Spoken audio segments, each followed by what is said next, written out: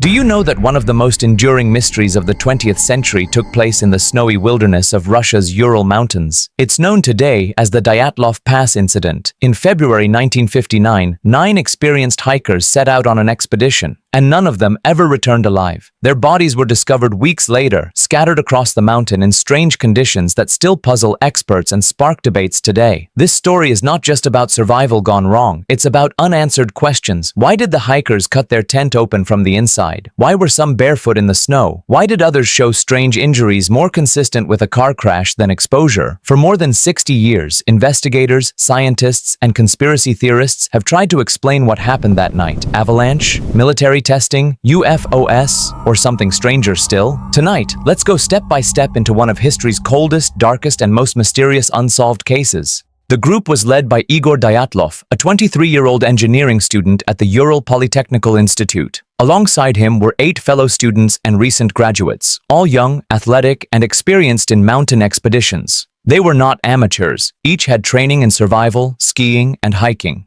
Their trip was meant to qualify them for the highest level of hiking certification available in the Soviet Union. This was supposed to be challenging, yes, but within their skill level. The group included Zinaida Kolmogorova, 22, lively and tough; Rustem Slobodin, 23, strong and athletic; Lyudmila Dubinina, 20, determined and outspoken; Yuri Doroshenko and Yuri Krivonishenko, both energetic and resourceful; Alexander Kolevatov, 24, quiet and intelligent; Nikolai Thibault Brignol, 23, of French descent, known for his cheer; and finally, Semyon Zolotaryov, 37, much older than the rest, a World War II veteran and an experienced outdoorsman.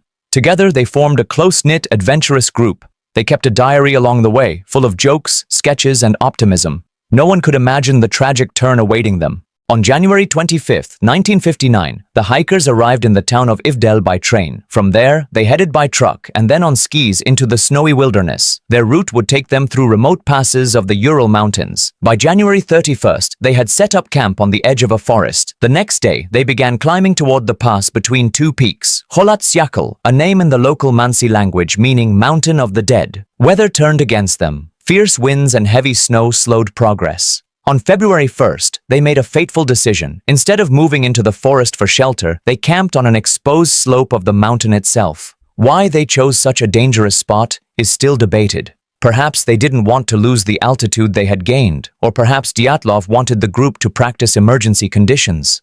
That night, something happened. Something that made 9 experienced hikers flee their tent in panic, cutting it open from the inside, stepping out into freezing winds without shoes, coats, or gear.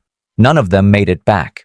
When the hikers failed to send their expected telegram of safety, families grew concerned. A search party was launched in mid-February. On February 26th, rescuers found the tent on the slope of Kholat Syakhl. It was collapsed and partially covered in snow. But the strangest detail, the tent had been slashed open from the inside. Inside were boots, coats, gear, everything the hikers would have needed to survive. Footprints led down the slope toward the forest. Some prints showed bare feet, others wore only socks.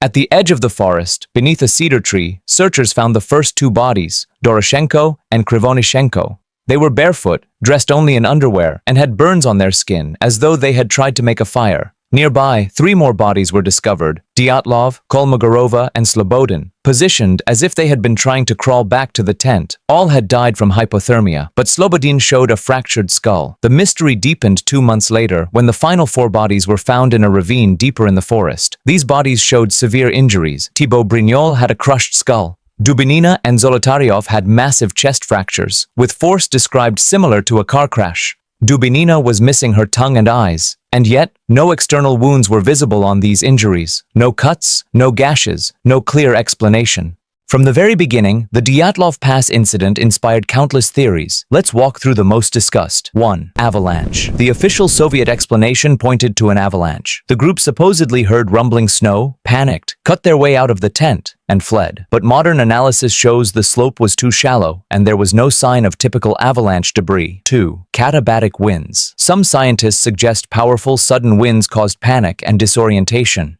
Yet this still doesn't explain the severe injuries. 3. Military testing. The area was near secret Soviet testing zones. Some believe parachute mines or other weapons frightened or injured the hikers. This could explain the blunt force trauma. But why was there no official cover-up? 4. UFOs and paranormal strange lights in the sky were reported by other groups nearby. Some think the hikers encountered something unearthly, but while this is a popular internet theory, there is little hard evidence. 5. Infrasound. Another theory suggests low-frequency sound waves from the wind passing the mountain caused irrational panic. Known as the infrasound theory, it could explain why they fled, but again, not the injuries. 6. Internal conflict. Did the group fight among themselves? Autopsies didn't show signs of violent struggle, and these hikers were close friends. In 2019, Russian prosecutors reopened the case. By 2020, they concluded once again that an avalanche, or a slab of snow, caused the tragedy, but many experts remain unconvinced, pointing to inconsistencies. Meanwhile, independent researchers and documentaries continue to explore the mystery. The Dyatlov Pass incident remains a subject of fascination, spawning books, films, podcasts, and endless debate.